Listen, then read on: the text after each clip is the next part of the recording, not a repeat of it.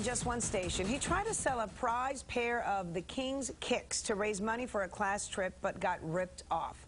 However, a royal rescue leading to a happy ending. Here's the night team's Patrick Frazier.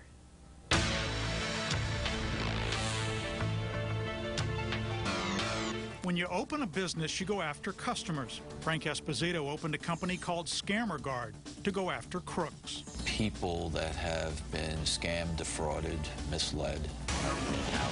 A few weeks ago, he was watching Help Me Howard, specifically our story about Kevin Rodriguez, who collects sneakers. When LeBron James came to Miami Heat, he came out with the shoe. Kevin is studying architecture and wanted to go with his college class on a trip to Europe. To pay for it, he sold his prized pair of LeBron sneakers on Craigslist through PayPal for $700 to a man who called himself Freddie Bonilla. That would have put me very close to the trip, but now it looks like it's not going to happen. Due to PayPal rules, the crook kept the shoes and never paid Kevin. In internet scams, it's extremely difficult to catch those kind of people. If it's between a 21-year-old kid outthinking me, that day's not going to happen. 2 hours after watching our story, Frank had tracked down the alleged crook, not as Freddie Bonilla. His real name, Laquan Jordan. Turns out that this kid that has a bad past, who has a problem. All right, let's go. We went with Frank to Deltona, Florida, where the sneakers had been shipped. No one answered. Frank and his private investigator then went next door. Sometimes it's good to be lucky. That they signed for? With those shoes. Oh, wow. Laquan's uncle owned the house and was letting Laquan stay there till he got his life back in order. So he sells he sells Highline sneakers? Yeah, he sells like on the internet. On the internet. Yeah.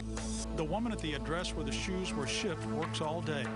According to the uncle, named Dion, when Laquan saw a FedEx delivery, he walked over and signed for the shoes. He came under that name, Freddie Bonilla. Dion says Laquan wore out his welcome and left, taking several boxes of new sneakers, including Kevin's LeBron sneakers. These cats came to my house with video and everything, bro. Dion called Laquan's father in Chicago. And let me tell you what's going on. Quan scammed somebody out of some sneakers. The father gave Frank Laquan's number and relayed the advice he gave Laquan when he got in trouble before. You'll have to learn hard way. Yeah. You'll have to hold them there. Let me find Laquan. Over the next few days, Frank exchanged texts with Laquan, who promised to return the LeBron sneakers and had the audacity to complain about the way they were shipped to him.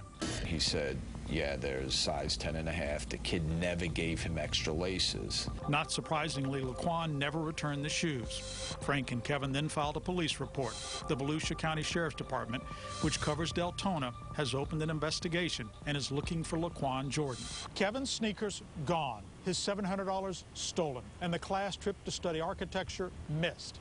And then the Miami Heat and LeBron James got involved. Good to see you, man. After our Help Me Howard about Kevin being ripped off aired, a Miami Heat spokesman told us the Heat contacted Nike for these sneakers, and LeBron James happily signed them.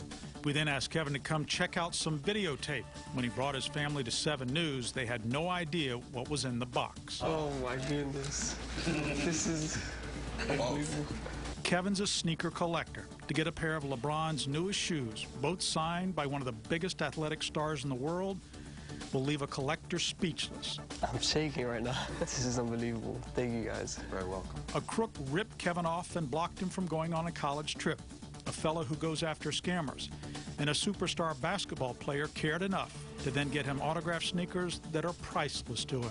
Thank you so much. I can't believe that he heard. Thank him a lot. Sadly, the internet crooks usually win. Thank you so much. All right. But fortunately, not this time. I'm Patrick Frazier, 7 News. Oh, yay! Yeah, huh? We love a happy ending. That is nice. That's fantastic. That's nice. Thank you all.